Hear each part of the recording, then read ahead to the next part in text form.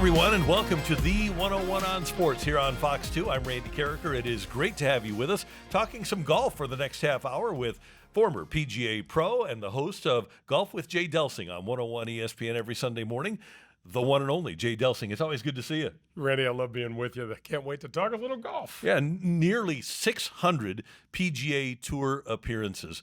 As you look back on that, that's a really impressive number for me. What do you think of that? If you would have thought back to, okay, my first day at UCLA, I'm gonna wind up playing almost 600 PGA Tour events. What would you have thought? Well, I would have signed up and said thank you because I didn't know if I was going to be able to do that. I never really felt as if I played like I was capable of playing. Like I watched Wyndham Clark win the U.S. Open and his late mother telling him to play big, and those things resonated with me.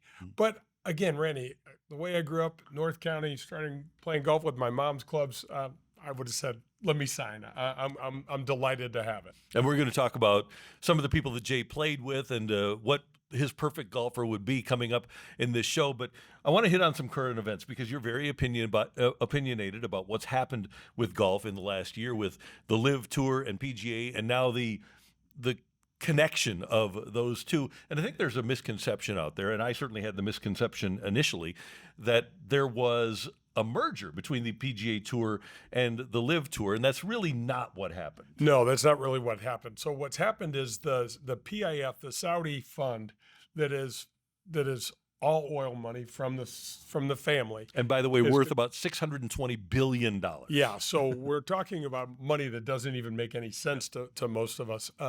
What they have formed a new company with the PGA Tour, and I don't know how to pronounce this gentleman's name, but the Saudi person that runs the fund will be the chairman of this new company, with our commissioner, Jay Monahan, being the CEO. So Jay Monahan will report to him. So it tells you how this thing is going to stand in terms of who's in charge of what.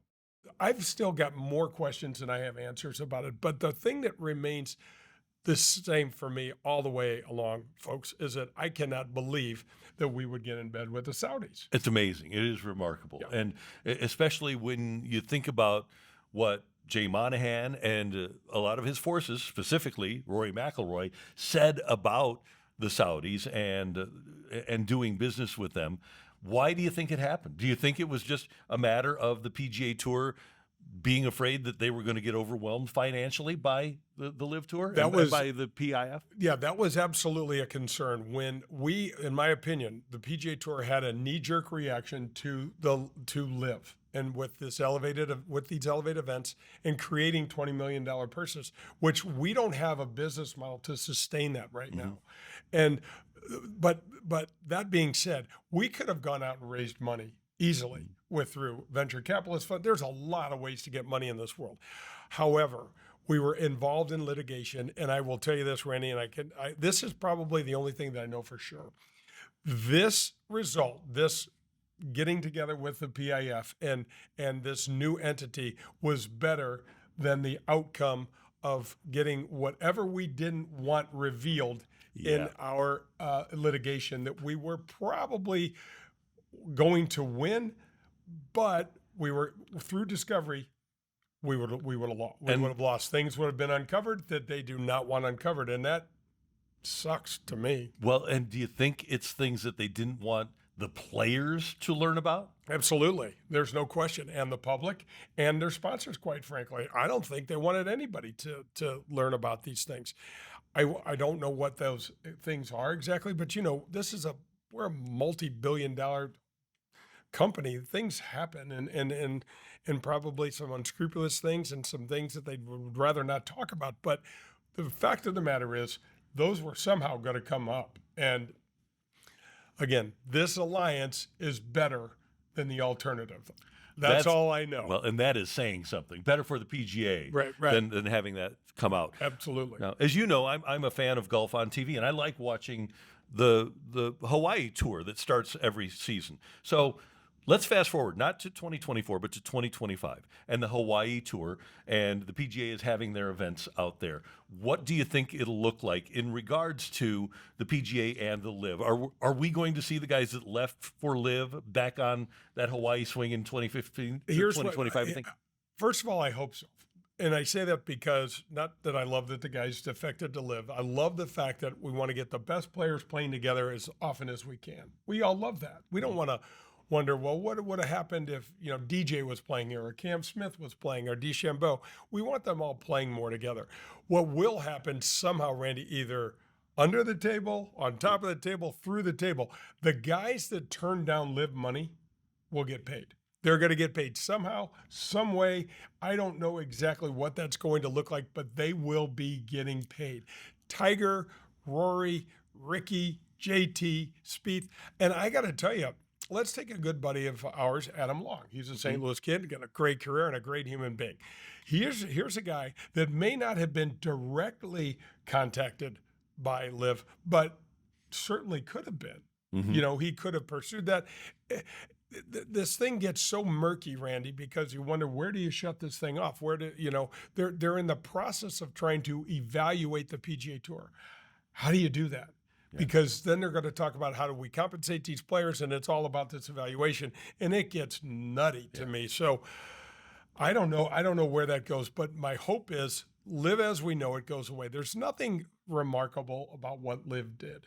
They made a 3-round tournament. Guys got to wear shorts. It's golf, but louder. We don't care about that. No. Turn your music up. We want to see the best guys, right? Yeah, we just want to see the best guys. They're wearing shorts when they play during the tournament. We wear shorts in the practice round. Who cares? Nothing substantial from a golfing perspective, right? So there's nothing that Live taught us other than as an organization, we got complacent. And we should have stayed in the forefront instead of being more reactionary. And the PGA Tour and golf in general, Randy, as you know, is kind of, they're stayed in their back and they're slow to respond to stuff like this instead of having smarter guys on the leading edge that see things coming. And that's what I wish we'd have done. And I want to add a little bit of perspective before we take a break, because we mentioned off the top that private investment fund, the Saudi Arabia private investment fund, has more than $620 billion. If they make Tiger Woods whole and they say, okay, well, here's that $800 million that we offered you, they're still going to have more than $610 billion. None of this money makes a difference to them at all. Not at all. And by the way, Randy, just so the folks know, this is happening in all other sports. If you're a soccer fan, my nephew Taylor Twellman, we talk about this all the time. They've been doing this forever. China, Russia, all of these folks have been sports washing, so to speak. In Formula One and F1 and racing, they've done that a lot. So it's happening in other sports as well. I just hate the fact that it came to our sport. I know, yeah. Jay Delsing with us. We mentioned nearly 600 appearances on the PGA Tour. Who's the best he ever played with? And we're going to build the perfect golfer coming up on the 101 on Sports here on Fox 2.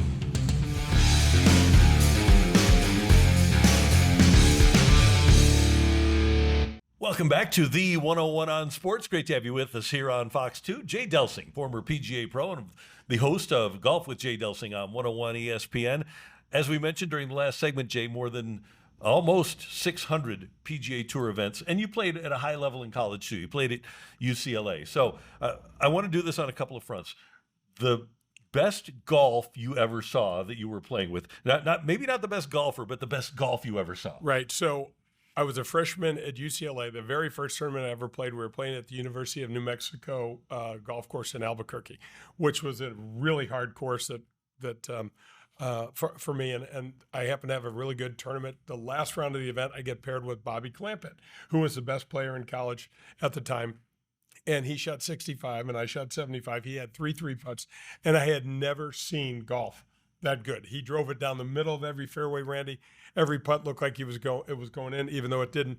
And at the time, I was 18 years old. It just overwhelmed me. I was like, ugh, I might try to do something else. I'm not sure if I can ever get that good. Bobby had a nice career and was a good player. And it's interesting because when I got to play with Bobby on the PGA Tour, I was like, you're not playing nearly as well as you did when you were in college, which is interesting because his college and amateur record was outstanding. And eventually as great as you play, those 3 putts are going to catch up with you, aren't they? They always do. They always do. And I hate that, but they always do. Yeah, absolutely. Okay, so Bobby Clampett, the best round, most intimidating round. What about the best golfer you've played with? And you've played with everybody that is regarded as the best. I did. I had one tournament at Westchester Country Club where I got to play with Seve. I got to play with Tom Watson. I got to play with Jack Nicklaus. And it was just like, my sister was working up in the city at the time. I was like, this is Play with a Legend weekend, and it was really fun. The best golfer, oh boy, it would have to be Jack Nicklaus, and it's no disrespect to Tiger, because I really believe that had Tiger been able to manage himself off the golf course like he should have been, I shouldn't say that, he just didn't. If he would have managed himself off the golf course like the great Jack Nicklaus did, we'd be talking about Tiger Woods owning every record that's significant on the PGA Tour. I really believe that. I think he would have won 30 majors. I think he'd have won 150 golf tournaments. And, Randy, he had that void with all of his personal issues for almost 10 years, where he won very, very little, and things kind of went south. So I think, when I think back about those players, the thing that impressed me most about them was their mind. They were quiet all the time. They seemed to be in control of a game that, it's hard to do. Yeah. It's hard to stay in control. You've got these situations with all these people, and both Jack and Tiger seemed to be able to slow it all down. And it was really impressive to watch. And Jack was much past his prime, when I got a chance to play with him. So we're going to build the perfect golfer. Jay is going to do that here. And we're going to take off the tee, we're going to take irons, we're going to take wedges, we're going to take putting, and we're going to take thinking the course, the mind, and the concentration level. So, but let's start with the fun thing for everybody. Let's start with the driver. It's got to be Rory. It's got to absolutely be Rory McIlroy. Prior to Rory, I probably would have either said Greg Norman or Fuzzy Zoeller. Fuzzy was an incredibly underrated guy, but to win the U.S. Open and win the majors that Fuzzy did, you would know he drove the ball well. Greg Norman was spectacular to watch. Although I did watch him, I'm not a huge fan of Greg's with his live stuff, but I did watch him top a tee shot in Memphis when I was playing with him one time, which was kind of startling. But Rory McIlroy will take that award going away. He drives the ball unbelievably well. There was a match play earlier this year in Austin. I don't know if you saw this, but both on Friday and Saturday, 380 yards, and Rory drove the green. He drove the green and hit it 4 feet on the last hole in a significant point of the match. Yeah. It was absolutely incredible. It was almost like he played the break on the green with his drive, Randy. It was down at Austin Country Club. It was fantastic. So Rory definitely wins the driver. Okay, sure. So now we're going to move outside our wedges from 100 yards out with our wedges. Who do you got? 100 yards out with our wedges. Yeah. I have that. I am going Or, to. I mean, with your irons, your wedges in. Yeah. So and irons, your long irons. So your iron player's got to go to Tiger Woods. Tiger Woods, he led the proximity to the hole on the PGA Tour for years and years and years, and he is a phenomenal iron player. A modern day great iron player is Colin Morikawa. Really, really great iron player. Okay. But I'm going to go with Tiger. And I don't think anybody would disagree with that. Right. Okay, so we've got Rory off the tee. We've got Tiger with the irons. Now we're going to get close to the green, within 100, within 80 yards, using your short irons. We're going Corey Pavin. I got to tell you, folks, when I got to college, I could catch Corey's drive with my bare hands. He'd hit a 220 or 230, and the ball was coming down soft. But he would actually try to make anything from 100 yards in. And he would do that quite often. And it was incredible. And he's a tiny little guy that wasn't powerful, but he played really, really big. He's got a phenomenal short game. Okay, so that would be probably your first surprise, right? Corey Pavin being the short irons. Okay, now we get up on the green. What about our putter? It's two people and two people only. It's either Jack or Tiger. They made more significant putts, bigger putts, clutch putts, pressure putts than anybody else. Ben Crenshaw, great putter. My buddy Brad Faxon is a phenomenal putter. I'd still take Tiger and Jack over either one of those. And if I had to, if you put a gun to my head, I'd say Tiger because I got to watch him more, but you said, nope, sorry, you get Jack. I'm like, I'll take him. Let's go. We're going to be off and running. Okay. Now a really tough one because it is primarily a mental game. Right. And you have to be mentally tough. You have to have incredible focus, but you also have to be able to think the golf course. So right. Who's our guy between the ears? I'm going to go with Jack. I'm going to go with Jack. There's just something about him that he was able to. I remember reading a book where his son Jackie and I played in college, and he said, "Dad, I'm going to go see a sports psychologist." And he said, "Well, son, why?" And he goes, "Because I just can't figure out, how to do this. And when I ask you how to do it, you just tell me, well, I just did it." And Jack would say, whatever I needed to do, I put in my mind, and then I just did it. So if I need to make a birdie coming down stretch, I just did it."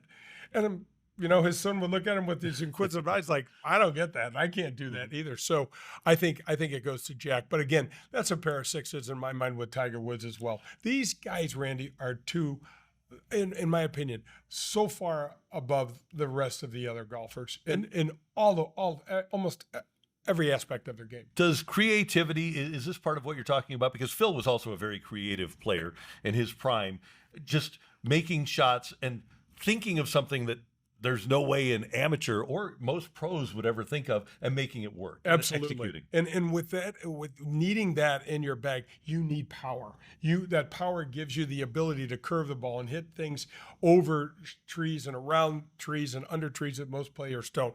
And if I had to choose the most creative, I would give that to Tiger. I mean, I remember the shot that he hit at Akron at the World Series of Golf, where Faraday says he's got no shot, and Ernie Els is thinking, and he flops this thing out there about that far from the hole. And Faraday, if we were on cable, could describe it as extremely fun terms. But Phil has a great ability to do all of these things. Unfortunately, Phil just fell short of Jack and Tiger because he couldn't manage it to the next level. Tiger and Jack took the win. Phil wanted to win spectacularly. Randy, if you were caddying for Phil, and at the 2006 U.S. Open, I played in that Open, it was at Winged Foot, Phil Mickelson needs to make 4 on 18 to win the tournament and hits driver. And I played and hit a 3-iron off the tee and hit a 7-iron into the green. And he's longer than I am. If you were caddying for him, you would have broken every club in his bag above a 3-iron and said, "This is all we have left." It'd be just like Tin Cup. So we've got Rory off the tee. We've got Tiger with the long irons. We've got Corey Pavin with the short irons. We've got and getting in. And then the short game was Tiger or Jack. Yeah. And then Tiger. So I assume that the closest, and then Tiger or Jack with the mind and the mental part of the game. I'm assuming that if the closest thing that we've ever had to the perfect golf for them was Tiger Woods. Absolutely. I mean, you look at his body. Look at the way he transformed his body as well. He came out as a very spindly, very strong young guy, hypermobile in his body, and now he is just absolutely ripped. Looks like a linebacker, and he's a great size. He's got tons and tons of power. Randy, one of the things that's hard to find in a player is a guy that's really mechanically sound, that can hit the ball, but that can also play the short game and be creative. And that's where Jack and Tiger had it above most everybody else. Phil the same way, but just not quite to that level. That's Jay Delsing. I'm Randy Karraker. It's the 101 on Sports coming up. The Open is coming up at Royal Liverpool, and we have great golf here in St. Louis in the fall that Jay is a big part of. We're going to talk about that as we head down the stretch of this edition of the 101 on Sports here on Fox 2.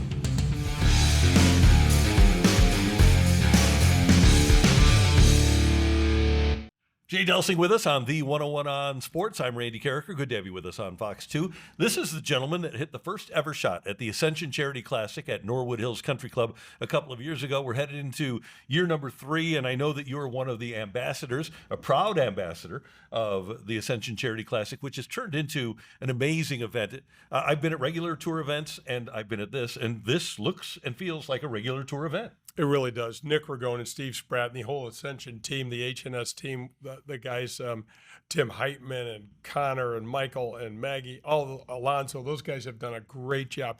And Randy, St. Louis has supported this like nothing else. So first of all, you have to have a team that's willing to spend the money, and that's Ascension. And they are such a charitable group, and they're doing it all for North County, which is, where I grew up. Randy, there couldn't be an event that checks more boxes for me personally, because I grew up caddying at Norwood, and my family and we grew up in North County. And so the fact that this thing has rolled around for me and come back to Norwood Hills and things, it's just a kind of a pinch me sort of moment. And one of the things that I like about it is with the change in schedule on the PGA Tour, it's the only event in town. The PGA used to go into September, and now they moved back to August. So there is no LPGA event. There's no PGA event. This is the focus of the golf world the weekend that we play. Absolutely. It's a great event on the Champions Tour schedule. And what's interesting is that word of mouth on the regular tour and the Champions Tour and the LPGA Tour runs through the players like very, very quickly. And what's happened, the people love Norwood Hills, one of their favorite golf courses that they play. It's old school,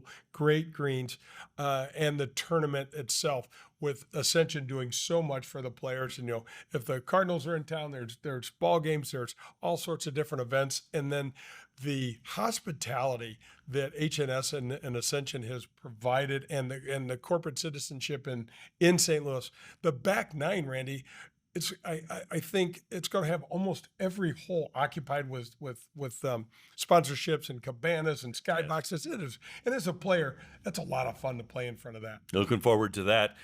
Sooner than that, though, the Open will be played at Royal Liverpool for the first time since 2014.